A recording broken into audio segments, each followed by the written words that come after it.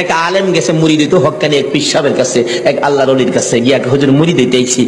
আলেম কইতেছে, বাবা মুরিদ যে হইতে আইছো, মুরিদ হইলে তো পীরের কথা মানুন লাগে। হুজুর পীরের কথা তো মানতে হবে, মানবো। তাহলে শুনো, আজকে তুমি এশারের নামাজটা পড়তে পারবা না। আচ্ছা, এই কথা কইলে কি আপনারা মানবেন? হগল পীরে কয় নামাজ পড়তে হইব, আপনি কোন নামাজ পড়তে পারবে না। আরে বাবা, সব সময় তো তুমি পড়বা, আজকের এশারের নামাজটা খালি তুমি বাদ দিবা। অন কেন কইছে? এটা তো শরীয়ত আর বুঝে না, কিন্তু মারফতলা তো জানে এর মধ্যে কিছু আছে। হুজুর কোন কি কাহা আজকে এশারের নামাজটা পীরের কথা মানবা না? তা তো মানতে হবে। আচ্ছা ঠিক আছে, বাড়িতে যার কয় নামাজ যদি বাড়িতে পড়া লাই, আপনি কি হুজুর দেখবে? আমি তো সেই। আচ্ছা, যে বেটা পীর হইছে এই বেটা কি খবর রাখে না? রাখেন। এই চিটাগাঙ্গের পীর আমরা গরিবের খবর রাখতে পারে না? বুঝে আসে না? যেমন সহজে বুঝতে গেলে একটা ঘটনা বলতে হয়, বলবো? আপনারা কচ্ছপ চিনেন? কচ্ছপ কয়, কাসিম কয়, আমাদের এলাকায় কাঠটাও কয়। এই কাঠটা নাকি, কচ্ছপ নাকি বর্ষাকালে পানির সাথে গ্রামে গঞ্জে গ্রামের বাড়ি ঘরে যায় পানির সাথে আশ্রয় নেই, আসার সময় মাটির নিচে ডিম পাইরে আসে। কথাটা কি বুঝাইতে পারতেছি? মাটির নিচে ডিম পাইরে আসে, আসার সময় ডিমেরে বইলে আসে, তোর জেডার সাথে আই পড়িস। কার সাথে আইতো? জেডা হইল জ্যৈষ্ঠ মাস। জ্যৈষ্ঠ মাসে প্রচন্ড বৃষ্টি হয়, তো বৃষ্টির পানিতে মাড়ি কাইটা যা, মাড়ি কাইটা গেলে ডিম ভাইরিব, বাচ্চা ফুটবো, এই কয়ে দেয় যে তোর যারার সাথে আই পড়িস। এই 3.5 মাইল দূরে ডিম পাইরা বইলে আইছে, যারার সাথে আই পড়িস। ডিম তো ফুটতেই তো না। 3.5 মাইল দূরেতে আপনাদের কর্ণফুলী নদীর থেকে গিয়া ওই মাঝে মাঝে 3.5 মাইল ভিতরে ডিমের দিকে শীষ ধরে। 3.5 মাইল দূরের থেকে একটা কচ্ছপ যদি ডিমের উপরে তা দিয়া ডিমের বাচ্চা ফোড়াইতে পারে, আল্লাহর বন্ধুরা 3,500 মাইল দূরে থাকলেও একটা মুরিদের দিকে এই নজর দিতে পারবে কিনা কোন? 3.5 মাইল দূরেতে ডিমের দিকে তা দেয় শীষ ধরে, এই তাই ডিম ফুইটা জ্যৈষ্ঠ মাসও জাড়ার লগে পানির সাথে বাইসাই। এই ক্ষমতা আল্লাহর ওলিদের আছে কিনা বলুন তো? এটা কে দিছে? আর যদি কোন সে আল্লাহর ওলি বলছেন, বাবা আজকে এশারের নামাজটা পড়িস না, যা। যার কয় হুজুর পড়তাম না, তো কইলেন আপনার সাথে, বাড়ি গিয়ে পয়রা নাইলে কি আর আপনি দেখবেন? আল্লাহর ওলি দেখবে কিনা? বাড়িতে গিয়ে কয় হুজুর কইছে নামাজটা ছাইরা দিতাম, হুজুরের কথা তো মানতে হবে, একবারে সব না ছাইরা খালি ফরজটা পড়া লাই। একবারে কেমনে বাদ দিলাই, সারা জীবন নামাজ পড়লাম, আজকে নামাজটা কেমনে বাদ দিলাই, শুধু ফরজটা পড়া ঘুমাই রইছে। রাত্রে নবীজি আইসা ডাকতেছে, কিরে আজকে এই আমার সুন্নত ছাইরা দিলি? পীরের কথা হই না, কি করলাম আফসোস। অথচ কোন খেলা খেলাইছে এটা গেলাম, এখনো বুঝছে না। সকালবেলা ফজরের নামাজ পড়া মনের দুঃখ খুলে যাইতেছে পীর সাহেবের কাছে। পীর সাহেব দূরে থেকে কয়, কি ফেস বুঝি লাগছে? তাহলে বুঝা গেল খবর পীর সাহেবের কাছে। হুজুর আর কথা কইেন না, আপনি না করছেন নামাজ পড়তাম। কত তুই বেটা নামাজ পড়ছস কে? আরে কই কি আমি নামাজ পড়ছি না করছি আমি জানি কেমনে? বেটা খালি সুন্নতটা বাদ দিছস, তোর খেয়াল নাই ফরজটাতে পড়ছস, আমি কি জানি না মনে করছস? হুজুর ফাইরে লাইছে। হুজুর কি ফেস হইছে জানেন কি? আমি খালি আপনি তো কইছেন নামাজ পড়িস না, একবারে কেমনে বাদ দে, আমি ফরজটা পড়ে ঘুমাই রইছি, সুন্নতটা পড়ি নাই। এই জন্য রাত্রে আইসা হুজুর আমারে ডাকতেছে নবীজি, কি রে আজকে আমার সুন্নত বাদ দিলাইলি? হুজুর এই সর্বনষ্ট হইছে। নবীজি এসে ডাকতেছে, আল্লাহর ওলি কই বেটা এইটার লাগি তো কইছিলাম, আজকে যদি ফরজটা সহ ছাইরা দিতে, আজকের নামাজটা খালি ছাইরা দিতে, সুন্নতটা বাদ দিও না, নবীজি আইসা তোরে ডাকতেছে। যদি ফরজটাও বাদ দিতে আমার কথায়, আমার আল্লাহ আয়া তোরে ডাকলো। সেই নবীর উম্মত হইতে কোরআন হাদিস থেকে আমরা রাস্তা খুঁজে নিব। একটু সময় আলোচনা শুনে কষ্ট করতে, নবীর উম্মত হওয়ার জন্য কষ্ট করতে আপনারা রাজি আছেন? এই নবীর ভালোবাসাই, নবীর উম্মত হওয়ার পক্ষে সময় দিয়ে যারা এই মাহফিলে বসে থাকবেন, আমার মন বলে আপনাদের জন্য আমার নবী ফুলসিরাতের ঘাটে বসে থাকবে। আপনাদেরকে না নিয়ে আমার নবী ফুলসিরাতের ফুল পার হবে না। বাবারা ভাইয়েরা, আসুন সেই নবীকে চিনি। সেই নবী না চিনা পর্যন্ত আল্লাহ পাওয়ার কোনো রাস্তা নাই। এই নবীর মাধ্যমেই আমরা আল্লাহকে চিনতে হবে। কাজেই আসুন আগে নবীকে চিনি, তারপরে আমরা আল্লাহকে চিনব। যেই ইসলামে ঢোকার জন্য আল্লাহ নির্দেশ করেছেন, এই ইসলামের ক্যাটালগ হলো কোরআন। আর এই ক্যাটালগ বুঝানোর জন্য আল্লাহ পাক যাকে পাঠাইলেন, সেই ক্যাটালগ মাফিক ইসলাম বুঝানোর ইঞ্জিনিয়ার হলো নবীজি। সেই নবী কথা মানার জন্য আল্লাহ কোরআন শরীফে নির্দেশ করেছেন। কেমন নবী? যেই নবী সকল সৃষ্টির জন্য করুণা, রহমত। কারো সাথে নবী দুশ্মনী করে নাই, কারো সাথে নবী হিংসা করে নাই, ধাক্কা ধাক্কি দেয় নাই, মারামারি কাটাকাটিতে নাই। নবী সকলের জন্য রহমত হিসাবে দুনিয়ার জমিনে আগমন করেছেন। সে নবীর উম্মত হইতে, সেই নবীকে চিনতে, নবীকে নবীর জায়গায় রাখতে আপনারা রাজি আছেন? তাহলে বিজয় হবে আপনাদের, শান্তি হবে আপনাদের, মুক্তি আপনাদের, সুখ আপনাদের, আল্লাহর পক্ষ থেকে সব বাজেট আপনাদের, এমনকি 10টা পৃথিবীর সমান একটা জান্নাতও হবে আপনাদের। কিন্তু শর্ত হলো নবীর মাধ্যমে চিনতে হবে আল্লাহকে। করে আখিরি নবীর উম্মত যুবকগুলো ঘুমের ঘরে ঘুমিয়ে রয়েছে, আমি আল্লাহ তাদের প্রতি খুশি হইয়া ঘুমন্ত অবস্থায় সারা রাত নফল নামাজের নেকি আমি দান করে দিলাম। যে নবীর উম্মত যুবক ঘুমিয়ে থাকলে নফল নামাজের নেকি দেয়, আর যদি ফরজ নামাজটা ফইরা ঘুমাইতেন, না জানি আরো কত কিছু দিল। বাবা, এত বড় নবীর উম্মত আমরা, একটু চিন্তা করেন, বাড়ির গিয়া নিজের নিজে একটু হিসাব মিলাইয়েন। এর চেয়ে বড় এই নবীর উম্মত যারা হইছেন, এর চেয়ে বড় চাওয়ার, এর চেয়ে বড় পাওয়ার আর কিছু নাই। তাই চরিত্রটা পরিবর্তন করুন, আখরি নবীর উম্মতের পরিচয় দেন। বলতেছিলাম মা খাদিজার জীবনী। মা খাদিজা ডাকতেছে, ও যুবক, তোমার তো সবকিছু সুন্দর। জিজ্ঞাসা নবীজির চাচাকে, আবু তালিব, তোমার ভাতিজার লেখাপড়া কি? আবু তালিব ভাতিজার দিকে চায়, আবার খাদিজার দিকে চায়। খাদিজা, কি বলবো দুঃখের কথা, আমার ভাতিজাটা জীবনে কোনোদিন বাবা কইয়া ডাকতে পারে নাই। লেখাপড়া কে করাইব? ভাতিজা তো বাবার মুখই দেখে নাই। মার গর্ভে থাকতেই বাবা মারা গেছে। মা 6 বছর বয়সে মারা গেছে। লেখাপড়া কে করাবে? আমার জানা মতো আমার ভাতিজা লেখাপড়া করতে দেখি নাই। স্কুল কলেজ ভার্সিটির যাইতে আমি দেখি নাই। তাতে বোঝা গেল নবী লেখাপড়া জানে না। আচ্ছা, আপনাদের চিন্তা কি, নবী কি লেখাপড়া জানে না? আল্লাহু আকবার বলুন।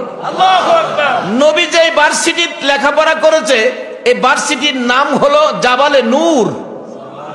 এটা মক্কা নগরে। এই ভার্সিটিটার নাম হলো জাবালে নূর। আল্লাহু আকবার বলুন। যে ভার্সিটির ছাত্র একজন, শিক্ষকও একজন। ছাত্র হলো মুহাম্মাদুর রাসূলুল্লাহ, শিক্ষক হলো লা ইলাহা ইল্লাল্লাহ।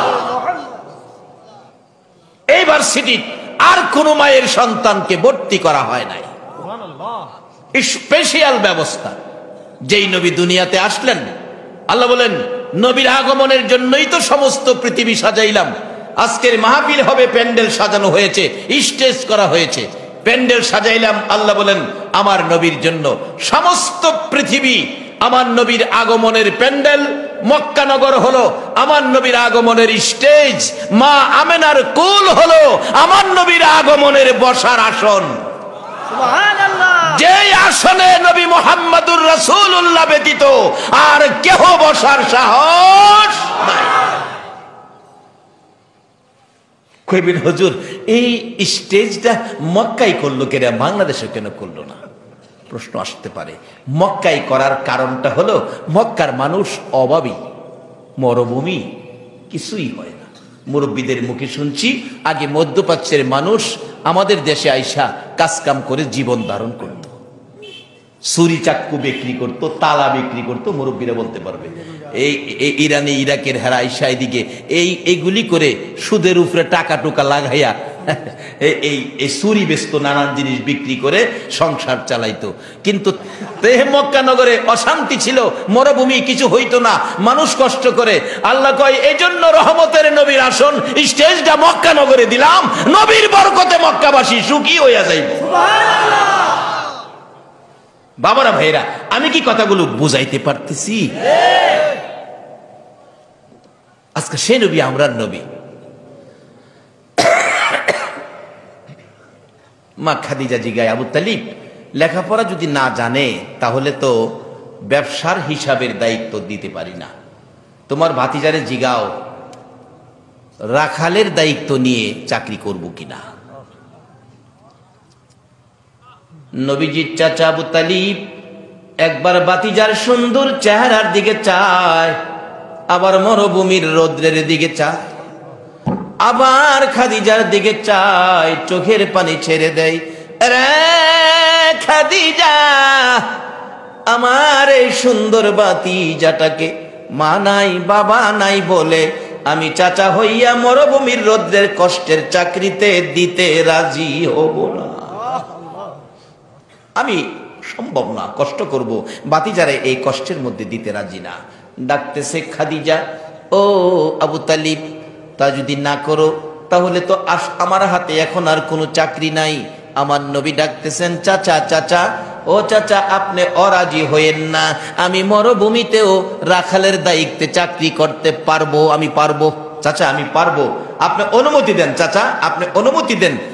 যুবক, আমার নবী কি শিক্ষা দিয়েছে? ও ওয়ারুকের ভাইয়েরা, চাচা অনুমতি দেন, চাচার অনুমতি ব্যতীত ভাতিজা চাকরি নাই না।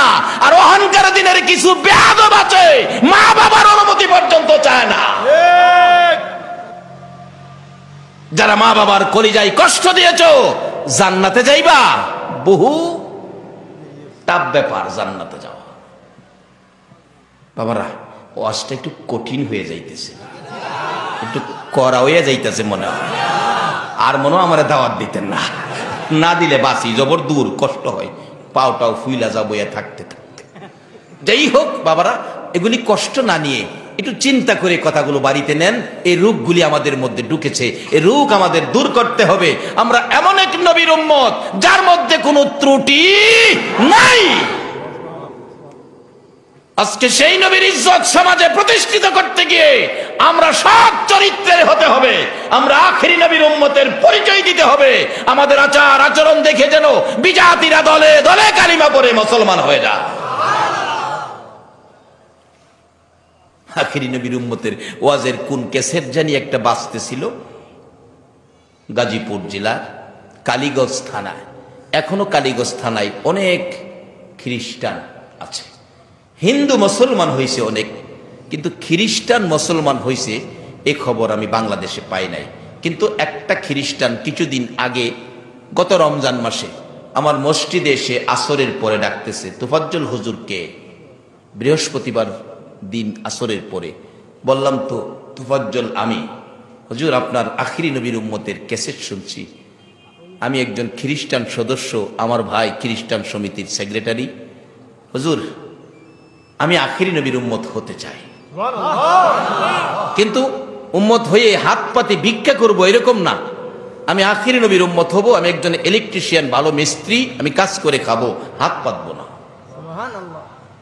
বললাম, বাবা খ্রিস্টানদের ব্যাপার কোন আইনের ফেসো হরি। আবার কালকে শুক্রবার গণ্যমান্য ব্যক্তিরা, জ্ঞানী গুণীজন থাকবে, তাদের সাথে পরামর্শ করে কালকে তোমাকে কালিমা পড়াইয়া মুসলমান বানাবো। এই সকালবেলা আইসা দেখি গুসুল টুসুল কইরা মসজিদের কোনাত বইরিছে, নামাজের সালাম ফিরাইয়া বললাম, মুসল্লিরা এই ঘটনা, আপনারা যারা আছেন জ্ঞানী গুণীজন একটু বসবেন, সে মুসলমান হতে চায়, মুসলমান হওয়ার জন্য আসছে। তখন বসছে মুরব্বীরা। জিজ্ঞেস করলাম এই ঘটনাটা কি করা যায়। একজন সাংবাদিক বলল, এটা আসলে আন্তর্জাতিক আইনের সমস্যা হতে পারে, তবে সরকারি অফিস, ইউনো অফিস থেকে কাগজ করে নিলে, এফিডেভিট করে নিলে মনে হয় ভালো হবে। তাই কি কি লাগবে? তার ভোটার আইডি কার্ড লাগবে, এই সেই লাগবে। সে বলতেছে, আমি ভোটার আইডি কার্ড আনতে গেলে আমাকে জিজ্ঞেস করবে কেন নেই, আমার ভাই যদি শুনে তাইলে আমার উপর টর্চারিং করবে। তখন ওই সাংবাদিক বলল, ঠিক আছে, তাইলে কালকে আমি অন্তত পক্ষে ইউনো অফিস থেকে একটা কাগজে লিখিত তার স্ব ইচ্ছাই মুসলমান হবে, এটা একটু কাগজে কালকে নিয়ে আসবো। আমি বললাম তাহলে আগামী কালকে তোমাকে জোহরের নামাজের পরে মুসলমান বানাবো। যুবকটা শত শত মুসল্লির সামনে দাঁড়াইয়া দুইটা চোখের পানি ছেড়ে ডাকতেছে, হুজুর আমাকে এখন কালিমা পড়ান। আপনারা যে ফাইসালা দিলেন কালকে আমারে কালিমা পড়াবেন, আজকে বিকালে যদি আমার মৃত্যু হয়ে যায় তাহলে তো আমি আখিরি নবীর উম্মত হতে পারলাম না। এখন আমাকে কালিমা পড়ান।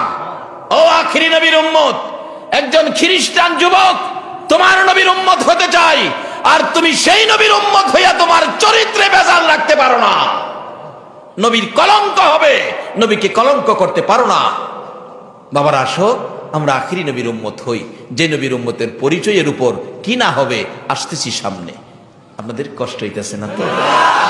বলতেছিলাম খাদিজা বলতেছেন, আবু তালিব তোমার ভাতিজা রাজি হয়। খাদিজা কিন্তু এই রাখাল ছাড়তে রাজি কয় না ছাড়তে রাজি। তোমার ভাতিজা তো রাজি, তুমি রাজি হও না। নবীজি বারবার বলতেছে, চাচা আপনি অনুমতি দেন, আমি পারবো চাচা, আমি পারবো। কারণ যারা যেটা পারবো এটা পেলাম কেউ না করলেও ফিরাইতে পারে না। ঠিক একটা বাস্তব ঘটনা বলি। আমাদের এক বেচারা এক শের চাইলের ভাত খাইতে পারতো, এক শের। হ্যারে বিবাহ করাইবার লেগে নিতাছে, বড় ভাই কইতাছে তুই তো খাউন ফাইলে সব বিল্লা যাসগা, আজকা তুই জামাই, বিবাহর অনুষ্ঠানে খাওন বেশি দিলে কিন্তু বেশি খাইস না, একটু হিসাব কিতাব কইরা খাইস। তো জামাই রে বিয়ার দিন খাওনের ডিশটা ছোট দেয় না বড় দেয়? মুরগটা কি টুকরা দেয় না আস্তা দেয়? বড়টা দেয়। বড় মুরগ ডিশের উপরে ডিশ ভর্তি পোলাও, এরপরে সালাদ দিয়া সাজাইয়া যখন সামনে দিছেও, হ্যাঁ হাতও ধুইছে না, চাচার অনুমতি ছাড়া কাজ করতে রাজি না, আর আমরা বাপের অনুমতিও নেই না।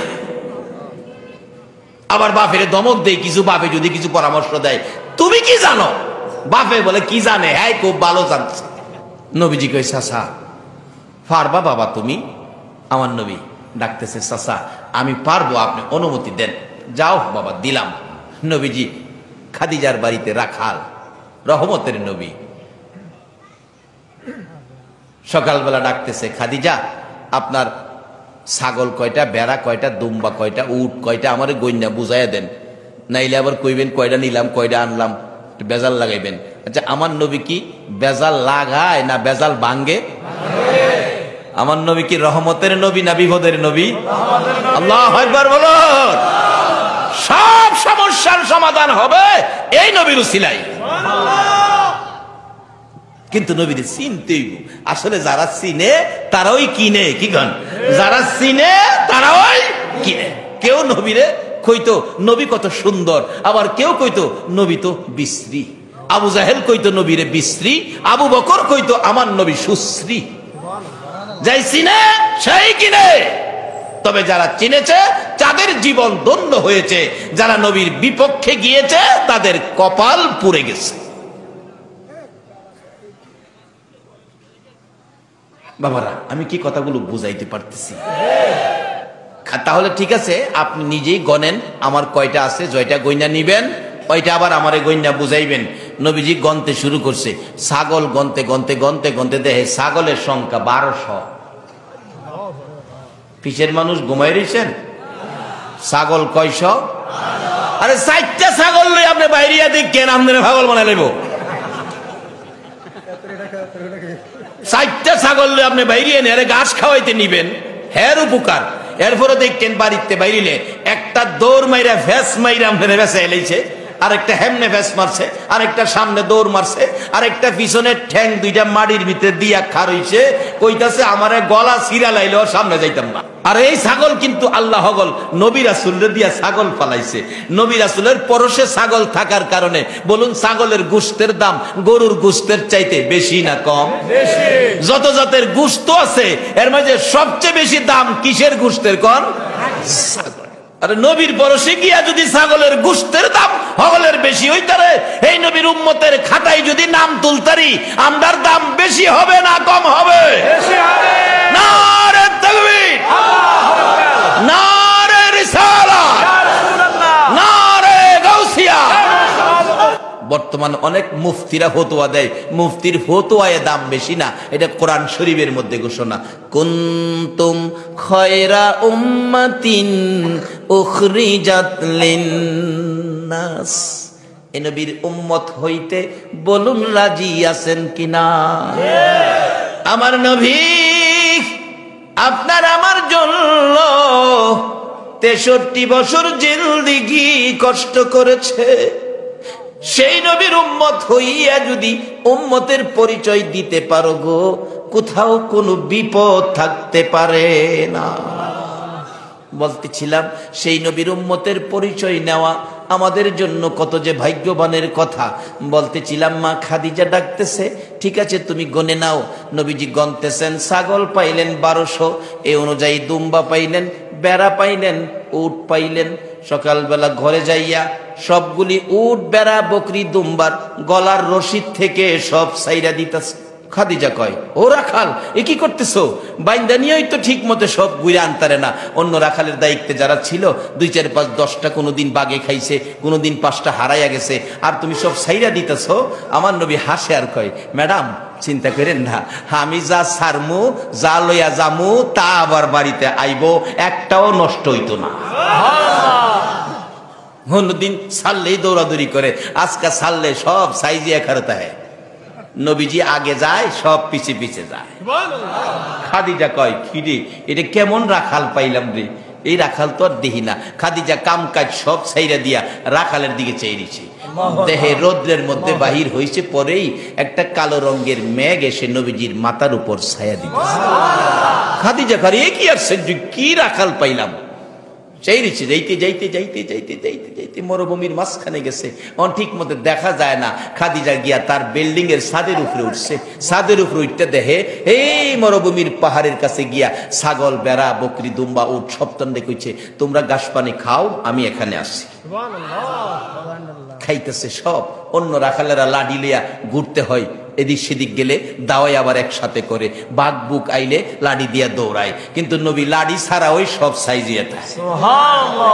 এই নবী যে রহমতের নবী, সকল প্রাণীর রহমত, এরা জানে কিনা কন্ত? বাড়িতে আইয়ে বিকাল বেলা খাদিজারে ডাকছে, খাদিজা আপনার সব ঠিক আছে কিনা গইনা দেখেন। খাদিজা কই, গনে গনে দেখি, যা নিচে তাই আইছে, একটাও নষ্ট হয়েছে। খাদিজা ডাকে, কি আশ্চর্য রাখাল, ও রাখাল আজকে কি মরুভূমিতে পাহাড়ে বাঘ ছিল না? রাসূল বলেন, বাঘ ছিল, কিন্তু আমি যেই বকরির রাখালি করি, এই বাঘে হাত দেওয়ার সাহস, এই বকরির উপর হাত দেওয়ার সাহস জংলার বাঘের।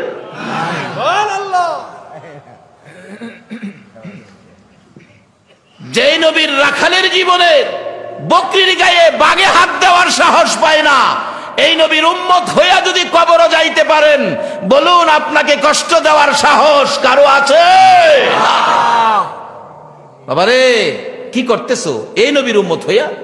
আগিলা মুরব্বীরা একটু ত্রুটি যদি জীবনে আইছে, রাত্রে গুনগুনায় কানছে, মিচামিচি কাটাইলাম জিন্দিগি, বলুন মিছামিছি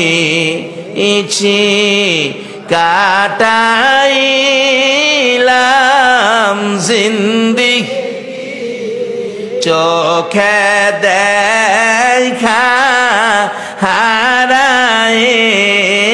হারাইলাম বন্দেগি, কার বাবারি কার বাগর কার বা কি কার বাবা আরে কার বাগর কার বা কি, অন্ধকার কবরে হবে বসতি, হাইরে অন্ধকার কবরে হবে, এই দুনিয়া মুসাফির খানা জানো না,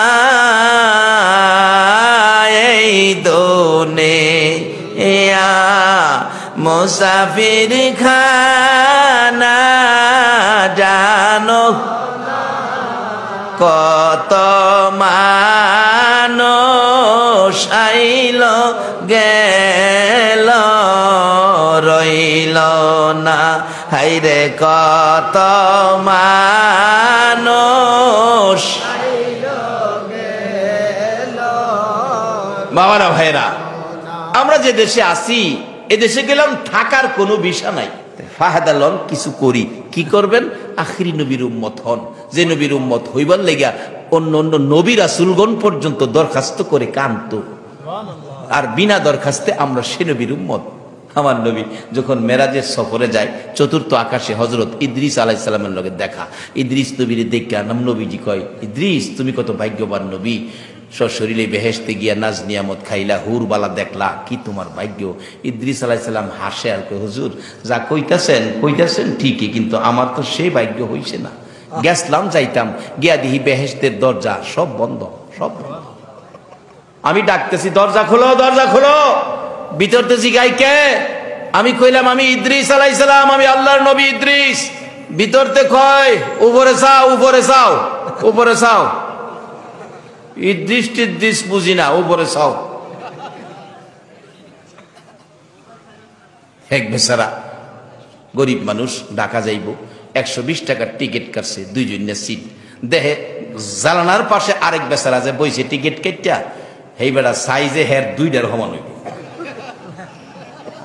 নাম্বার তো এক, টিকিট নাম্বার, ভাড়াও তো একই, কিন্তু বইছে বেড়া মোড়া বেড়া। কি করব? এই বেড়া বড়লোক মানুষ, হাই ফাই কাপড় সাপড়, আর এই বেটা গরিব, কাপড়ের মধ্যে হাই ফাই নাই, যা আছে হাই হাই। কই হাই ফাই আর কই হাই হাই। এই বেচারা কাছে বইছে ভরে, এই হাই ফাইয়ের তো অসহ্য। সিগারেট ধরাইয়া মুখটা বাঁকা করে দোয়াড়া মারে হে গরিব বেটার মুহ। গরিব বেটা কইতেছে, ভাইজান আমি তো ধূমপান করি না, দোয়া আমার কষ্ট হয়, জানালা খোলা আছে, বাইরে মারেন, বাইরে মারেন। এই ভদ্রলোক ঠ্যাং দিয়া চাপে আর কয়, লেখা আছে, লেখা আছে, আপনার কোনো অভিযোগ চালককে বলেন, ড্রাইভারকে বলেন, আমাকে বলবেন না। আরো হ্যাঁ ঠ্যাং দা সাফে, মানে হ্যাঁ রে তো উড়াইয়া দিত। হ্যাঁ বেড়াও হাই হাই বেড়াও ক, 1 পয়সা 1 সমান টিকিট, বাতিজা যতই সাহ দুয়াটা বাইরে মারেন। কয় দেখেন লেখা আছে সাইডে, আপনার অভিযোগ ড্রাইভারকে বলেন। উইটে গেছে, ড্রাইভারকে কইতো, ড্রাইভার তো গাড়ি টানতেছে। ড্রাইভার সাহেব, ড্রাইভার সাহেব, ড্রাইভার সাহেব, ড্রাইভার সাহেব দৌড় মারছে। হ্যাঁ কিছে? আমি ধূমপান করি না, আমার পাশের প্যাসেঞ্জার ধূমপান করে আমার দিকে ধোয়া মারে। ড্রাইভার কো সামনে চান, সামনে চান। সামনে চাই দেখে লেখা, চলন্ত অবস্থায় ড্রাইভারের সাথে কথা বলা নিষেধ।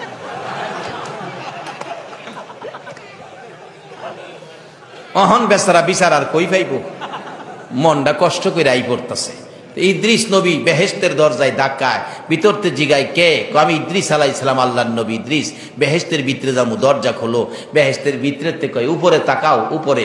ইদ্রিস আলাইহিস সালাম কয়, ইয়া রাসূলুল্লাহ আমি উপরে তাকাইয়া দেখি দরজার উপরে লেখা, আখিরি নবী উম্মত নিয়ে না আসা পর্যন্ত কারো জন্য বেহেশতের দরজা খোলা হবে না।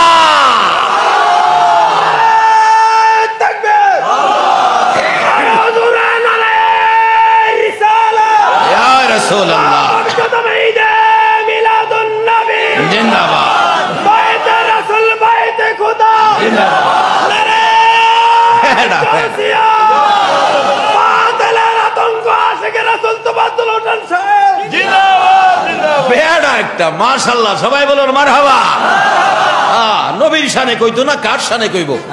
রাত্রে ঘুম ভাঙলে গুনগুনায়া গান গাইবা, ইয়া মুহাম্মদ পিয়ারা নবী এসো নিরালা, ইয়া মুহাম্মদ পিয়ারা নবী এসো নিরালা, তোমার দিদারে মনের গুচিবে জ্বালা, হায়রে তো পিয়ারা নবী এসো নিরালা, তোমার দিদারে মনের গুচিবে জ্বালা, হায়রে তোমার দিদারে মনের গুচিবে জ্বালা, ইয়া মুহাম্মদ পিয়ারা নবী এসো নিরালা, ইয়া মুহাম্মদ পিয়ারা নবী এসো বাবারা রাত্রে ঘুম ভাঙলে গুনগুনাইয়া এই গানটা গায়েন।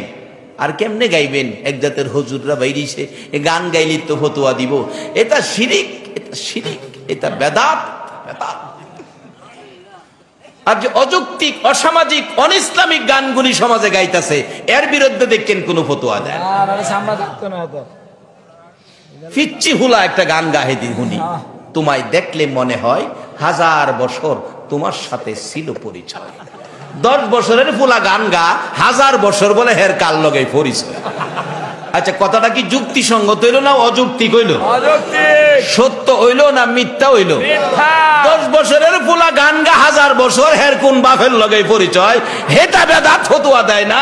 যার ভালোবাসাই কুল কায়নাত, সেই নবীর ভালোবাসাই নাতে রাসূল গাইলে বেদাত ফতোয়া দেই না। আমরা বাংলাদেশ আছে কিনা কন্ত? আল্লাহ হেরারে হেদায়েত করুক, সকলে বলুন আমিন। বাবারা আসুন আমরা আখিরি নবীর উম্মত হব, নবীকে চিনব। নবীর উম্মত হইতে গেলে 2টা জিনিস ছাইরা দিবেন আজকার ওয়াজে, একটা হইল সুদ আর একটা হইল ঘুষ। এই 2টা জিনিস ছাইরা দেন আখিরি নবীর উম্মত হওয়ার শর্তে। যদি আজকার ওয়াজে এই আমলটা কেউ নিতে পারেন, একটা শর্তে নবীর উম্মত হব, সুদ ঘুষ ছাড়বো। হাসরের দিন আমার নবী আপনারে না লইয়া ফুলসিরাতের ফুলটা পার হতে।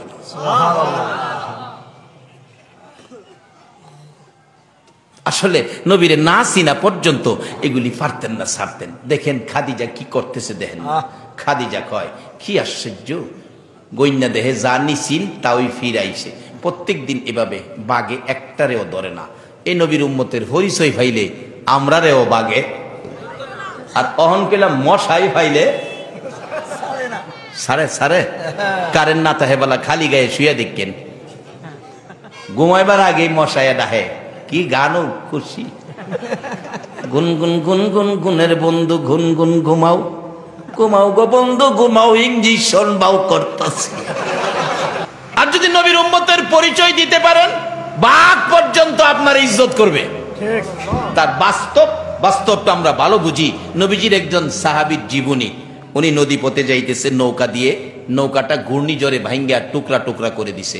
সবগুলি মানুষ নদী গর্ভে বিলীন, শেষ, মরে গেছে। নবীর সাহাবীটা কোন রকম সাঁতরাইয়া কাঠের টুকরাই ধরে কিনারে উঠছে।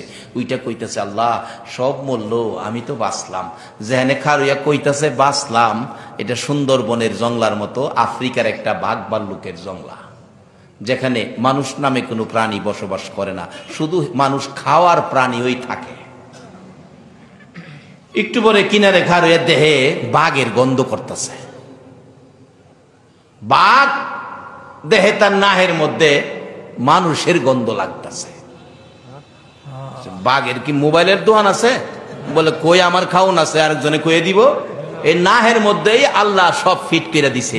এই গন্ধে সব কইতারে কই আছে না আছে।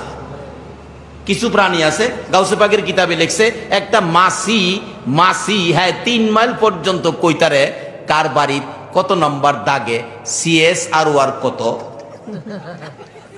কয় তালা, কোন রুমে কাডল ভাঙছে। প্রাণীটার নাম কি? মাসি। এই ক্ষমতাটা মাসিরে দিছে কে? আল্লাহ। বিশ্বাস না করলে এবার কাডালের সিজনে 7 তালাত কাডল ভাঙবেন। মাইকিং নাই, পোস্টারিং নাই, বিনা মাইকিং বিনা পোস্টারিং এ দেখবেন হ্যাঁ গিয়া আপনার জায়গা মতো হাজির হয়ে গেছে।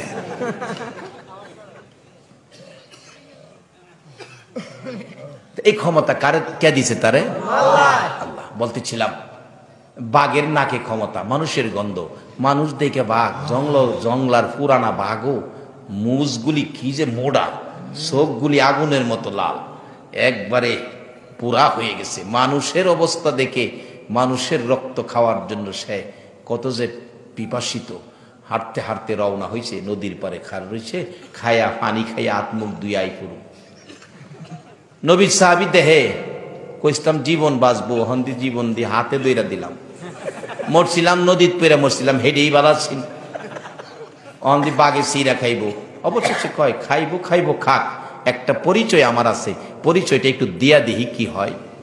ও জংলার ভাগ, আমার দিকে আইতেছো, আমারে খাইবা বুঝি তো, তবে আমার পরিচয় জানো আমি কে? আমি আখিরি নবীর উম্মত। যেই নবী না হইলে তুমি বাঘের সৃষ্টি হইতো। তারপরেও বাঘ আইতেই আছে। আবার ডাকছে, ও বাঘ, আমার পরিচয়টা বুঝতে পারল না?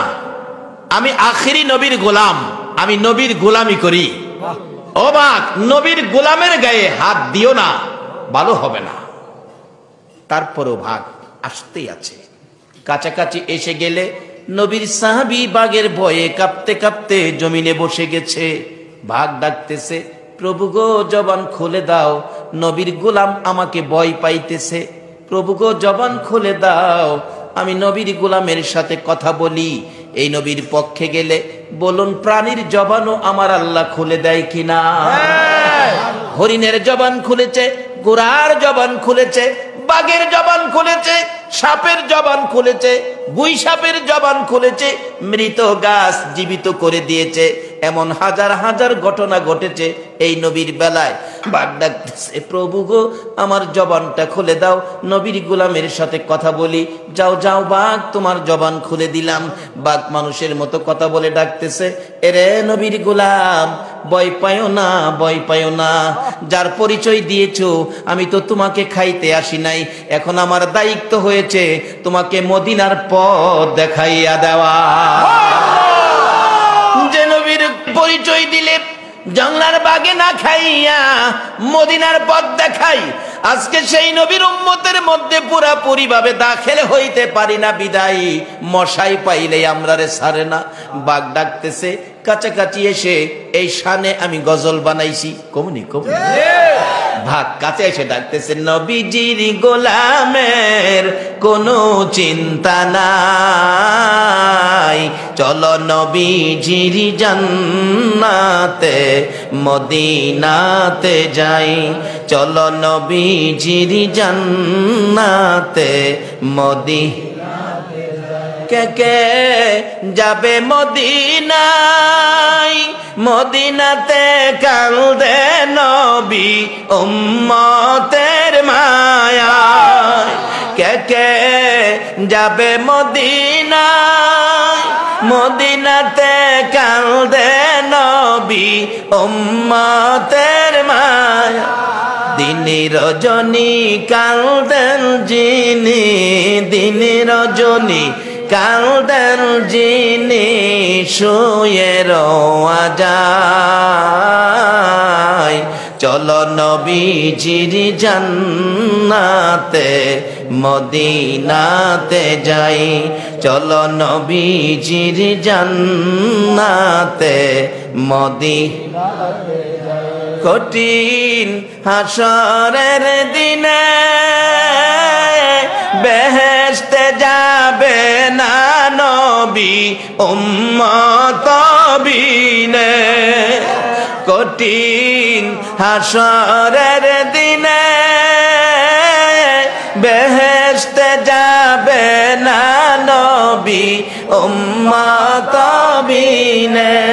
মাফ করিয়ে দিবেন আল্লাহ, মাফ করিয়ে দিবেন আল্লাহ নবীর ওসিলায়, চলো নবীজির জান্নাতে মদিনাতে যাই, চলো নবীজির জান্নাতে মদিনাতে যাই। বাঘ ডাকতেছে, নবীর গোলাম তোমাকে খাইতে আসি নাই, আমি তোমাকে মদিনার পথ দেখাবো, পিছনের লেজটার মধ্যে ধরো, আমি মাঝখান দিয়ে জঙ্গলাটা তোমাকে পার করে দেব। অন্য বাঘ চাই রিসে, এই বাঘে হুঁশিয়ার করে দিচ্ছে, এদিকে চাইস না, কারে নিয়ে যাইতেছি খবর রাখস, যে নবী না হইলে আমাদের সৃষ্টি সব চাই রিসে, মাঝখান দিয়ে চলছে। এমন পরিবেশ কিন্তু হয়, আপনাদের শহরেও হয়। মন্ত্রীর গাড়ি আইলে আগে দেখবেন পুলিশ সার্জেন্ট হোন্ডা লইয়া বাসি ফুদাই, সাবধান সব সাইড করো, মন্ত্রীর গাড়ি আইতেছে। আর মন্ত্রীর আগের পুলিশের গাড়িটা জানালাদা দুই পুলিশ দুই দিকদা লাড়ি বাইরে কিনা দেয়, সব ব্রেক, একটা গাড়ি চলবে। নবীর সাহাবী বলেন, জঙ্গলার সব হিংস্র প্রাণীরা ব্রেক, একটা ভাগ আমাকে নিয়ে চলছে, একটা পরিচয়ের উপর, আমি আখেরি নবীর গোলাম। সে নবীর গোলাম হইতে যা কিছু দরকার করতে রাজি আছেন? প্রথমত সুদ আর ঘুষ ছাড়তে হবে, ধরতে হবে জামাতের সহিত নামাজ।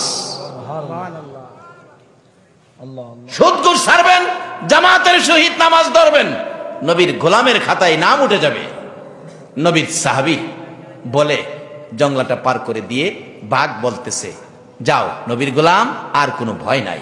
আমি বলবো শুধু জংলায় নয়, দুনিয়াতে নয়, এই নবীর গোলামের পরিচয়, এই নবীর উম্মতের পরিচয় যাদের কাছে থাকবে, হাসরের ময়দানে আদম আলাইহিস সালাম থেকে শুরু করে ঈসা আলাইহিস সালাম পর্যন্ত সকল নবী রাসূলের উম্মত যেদিন দাঁড়িয়ে থাকবে আদাত উপরে সূর্য, ওই দিন আমার আল্লাহ ঘোষণা দিবেন, সর্বপ্রথম আখিরি নবীর উম্মতের গাড়িগুলো জান্নাতে পাঠাও। সে নবীর উম্মত হইতে গিয়ে যা কিছু করা দরকার করা আমাদের উচিত কিনা বলুন? তাহলে আজকার ওয়াজে সুদ ঘুষটা ছাড়বেন, জামাতের সহিত নামাজটা ধরবেন, আর এই নবীরে চিনবেন, চিনতে পারলে আল্লাহরে পাইবেন। পক্ষে নবীর পক্ষে যারা, আল্লাহ থাকবে তার পক্ষে খাড়া। তার বাস্তব খাদিজার জীবনী। খাদিজা বললেন, না, এই রাখাল আর কোনোদিন ছাড়বো না। নবীজি আরেকদিন দেখে মরুভূমিতে এইভাবে হাতটা দিয়ে পাহাড়ের কিনারে পাথরের উপর হাতটা রেখে নবী ঘুমিয়ে আছে, মেঘের টুকরা ছায়া দেয়, কিন্তু গরমটা খুব বেশি ছিল। অনেক সময় গরম বেশি হলে কিন্তু ঘরের ভিতরেও গরম লাগে, গরম বেশি, নবীজি গরম। এমন সময় দেখে অজগর সাপ এসে ফনা ধরে মাথাটা তাল পাতার পাখার মতো ফনা করে নবীজির চেহারা মুবারকে বাতাস করছে। আচ্ছা, পৃথিবীর এমন কোন মায়ের সন্তান আসেনি সাপে বাতাস দিব? এই নবীরে ব্যবহারটা মনে যাসা সেভাবে করেন না, যে জায়গায় নবী থাকার কথা সেই জায়গায় রাইখা ব্যবহার করেন। খাদিজা দেখা ওই বিল্ডিং এর ছাদের থেকে দেহে কয়, আর মরুভূমিতে দিব না।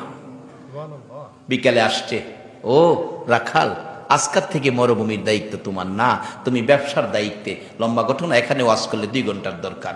ব্যবসায় নবী গেছে, বলুন লাভ কম হইব না বেশি হইব? বেশি হবে। খাদিজা এই অবস্থা দেখে আর নিজেকে নিজে কন্ট্রোল করতে পারে নাই।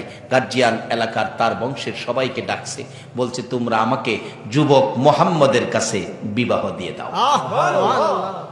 আরে বলতেছো কি? তার তো কিছু নাই, মা নাই, বাবা নাই, সয় সম্পদ নাই, একটা রাখাল, বাড়িঘর নাই, ব্যবসা বাণিজ্যের মালামাল নাই, বেড়া বকরি দুম্বা উট নাই, কিছু বলতে কিছু নাই। তোমার এত কিছু, তুমির মতো একজন মহিলা ধনাঢ্য ব্যক্তি এরকম একটা যুবকের সাথে বিবাহ হতে পারে না। তুমি পাগলামি করলেও আমরা পাগল হব না। খাদিজা ডাকতেছে, আমাকে যখন পাগলই বলেছো, এবার দেখো তোমরা পাগলের খেলা খেলবো। রে আত্মীয় স্বজন, গার্জিয়ানেরা, বংশের মুরব্বীরা, আমার এক হাতে কলম দাও আর এক হাতে কাগজ দাও। আমি খাদিজার যত সম্পত্তি আছে, টাকা পয়সা আছে, দন দৌলত আছে, ব্যবসার মালামাল আছে, বেড়া বকরি দুম্বা উট আছে, এমনকি আমার ঘরবাড়ি সহ, আমি খাদিজার জীবন জৈবন সহ সব আমি মুহাম্মদের নামে দান করে দিলাম। বাবারা, আল্লাহ রাব্বুল আলামিন এই অবস্থাটাকে পছন্দ করেছে। আল্লাহ রাব্বুল আলামিন এই ঘোষণাটাকে পছন্দ করেছে। আমি যার ভালোবাসায় এত কিছু করলাম, ও খাদিজা, তুমি তার ভালোবাসায় সব দিয়ে দিলা, আমি আল্লাহকে তোমার পক্ষে নিয়ে নিলাম।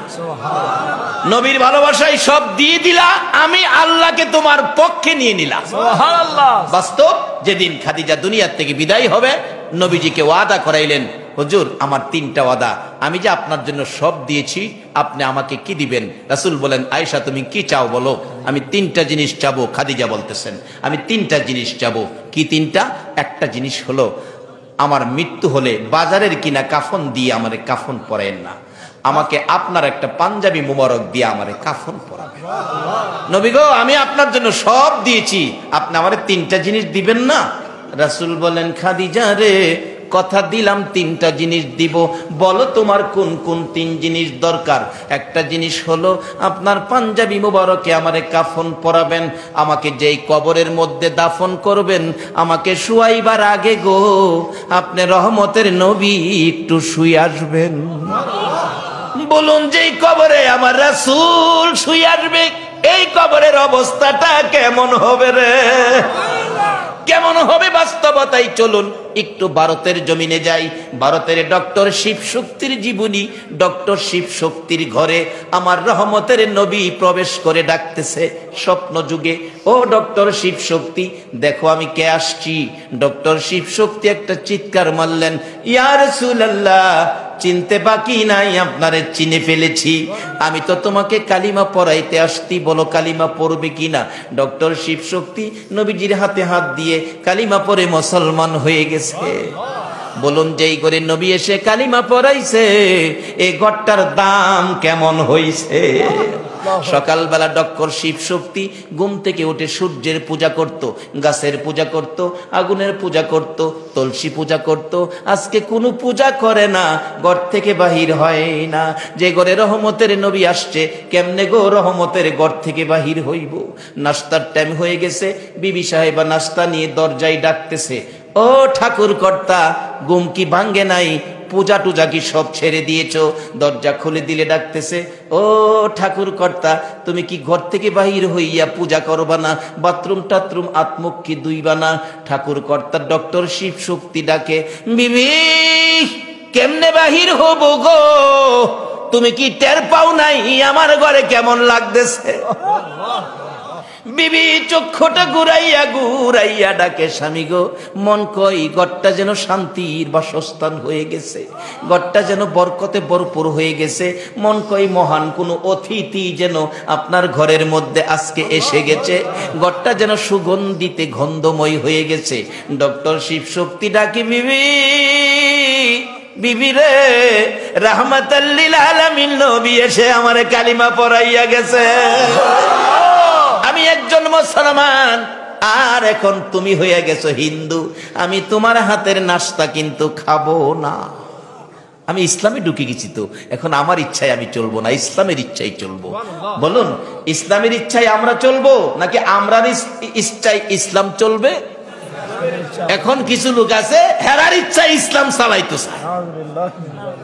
ইসলাম কারো ইচ্ছাই চলে না। ইসলাম কার ধর্ম বলুন?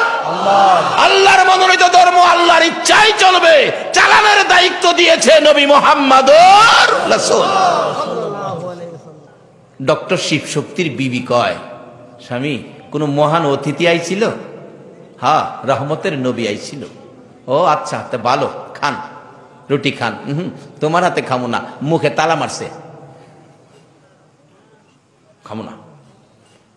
স্বামী এতদিনের মহব্বত এই কিছুক্ষণের মধ্যে তুমি ভাঙে দিলা। আচ্ছা আজকার নাস্তারা খাও, পরে আর খাইও না।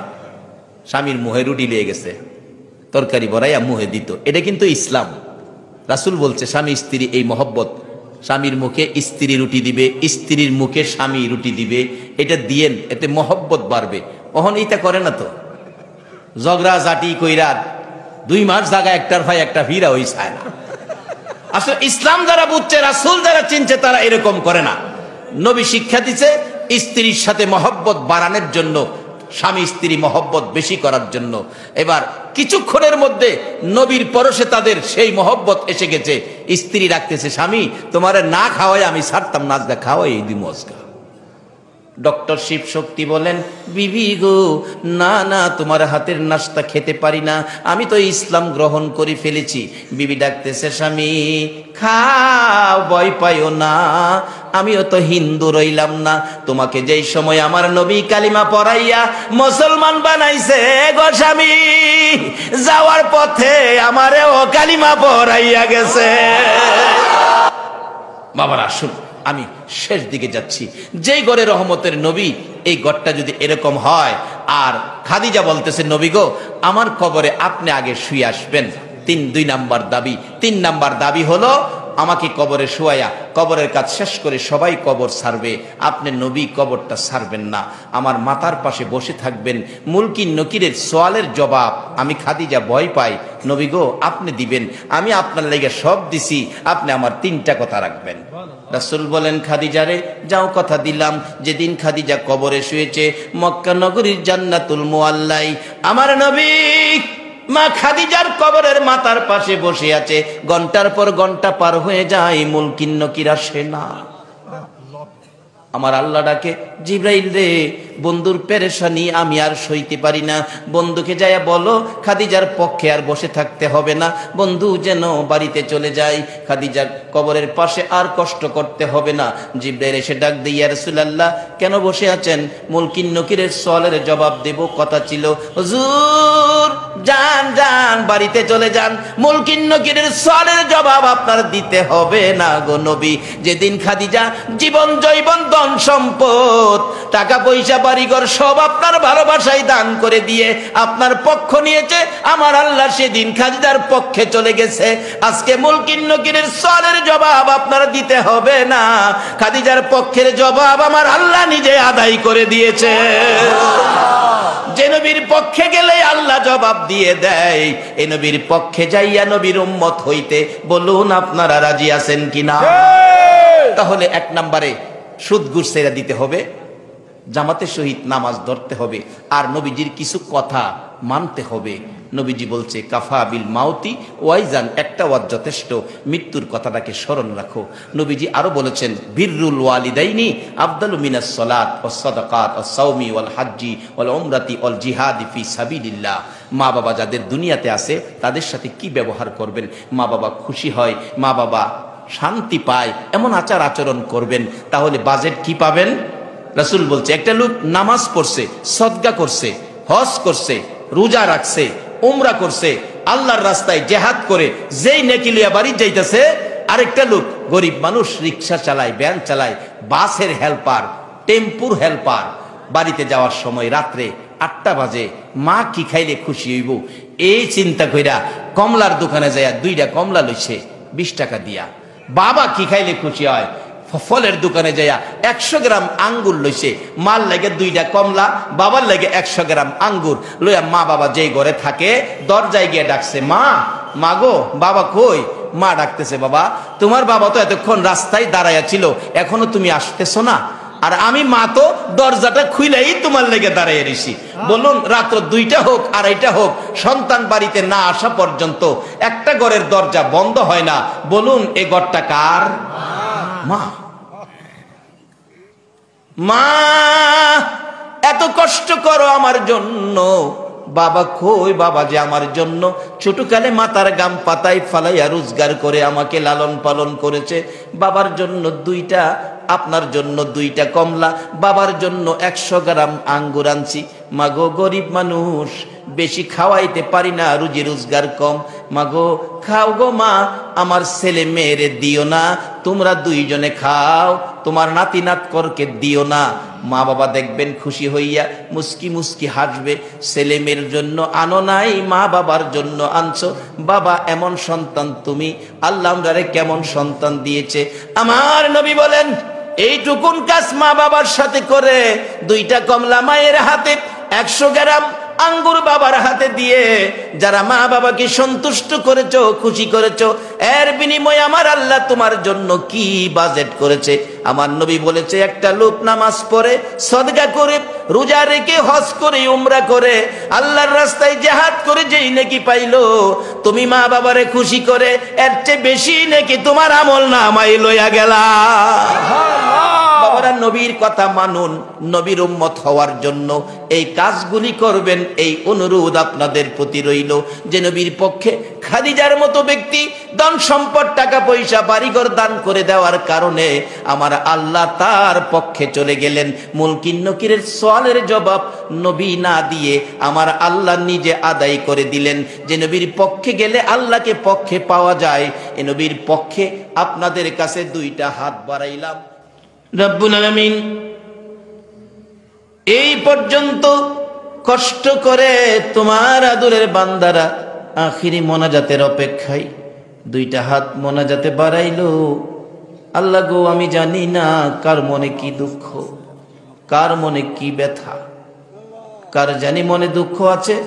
হুজুর কতজনের মা আছে, আমরার মা নাই, মা নাই। কতজনের বাবা আছে, আমরার বাবা নাই গো, বাবা নাই। কে জানি আজকের মাহফিলে হাত বাড়াইছে মায়ের অভাবী, মা হারা গো। যে মা সন্তান কোথাও গেলে রাত্র 2টা বাজলেও মা দরজাটা খুইলা বিনাইয়া বিনাইয়া কান্ত। একটা গাছের পাতা যদি পড়ছে, মায়ের কানে একটু আওয়াজ যদি আসছে, মা 2 কদম সামনে গিয়ে চিৎকার মেরে ডাক মারছে, বাবা আইসো, আমি তোমার মা দাঁড়াইয়া রইছি। এ মাহারা মারো ভাবি, যার বাবা নাই গো, যে বাবা সন্তান কোথাও গেলে রাত্র 10টা বাইজা গেলে বাবার মন আর ঘরে টিকে নাই। বাবা ডাকছে, হারিকেনটা ধরাইয়া দাও গো, দেখি আমার সন্তান কই।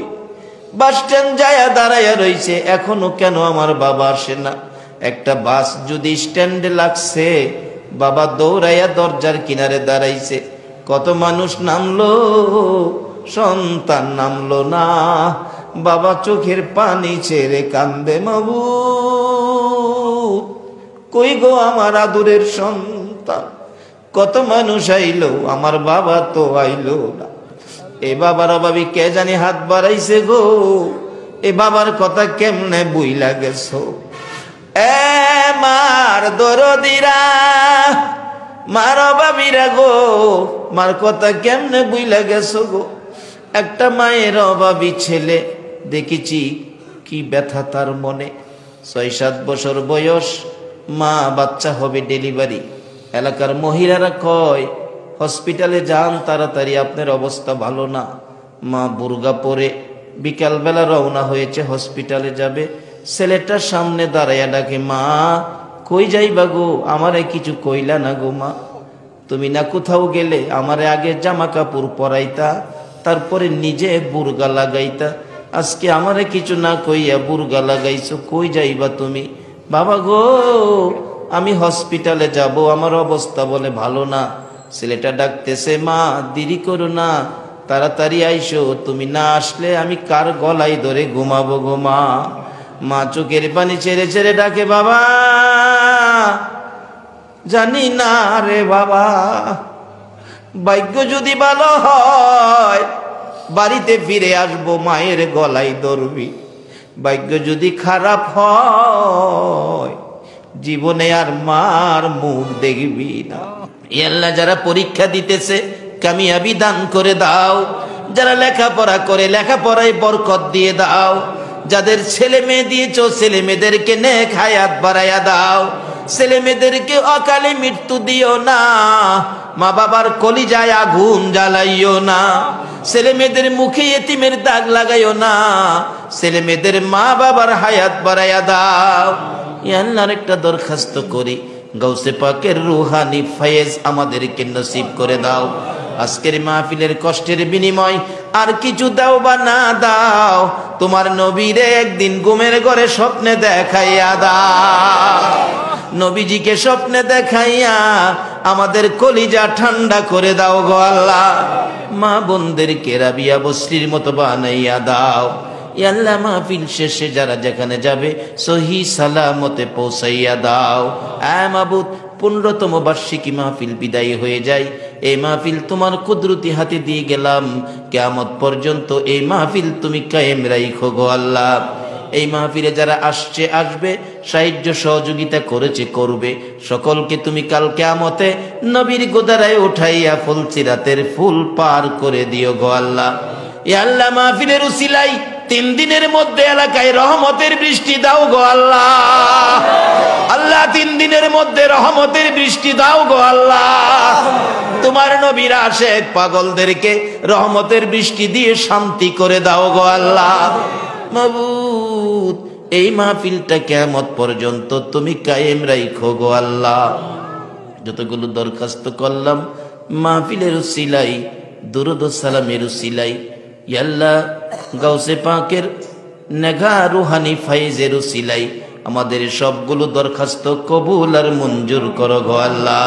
ওয়া সাল্লাল্লাহু তাআলা আলা খায়রি খালকিহি মুহাম্মাদিন ওয়া আলা আলিহি ওয়া আসহাবিহি আজমাইন বিহাক্কি লা ইলাহা ইল্লাল্লাহু মুহাম্মাদুর রাসূল।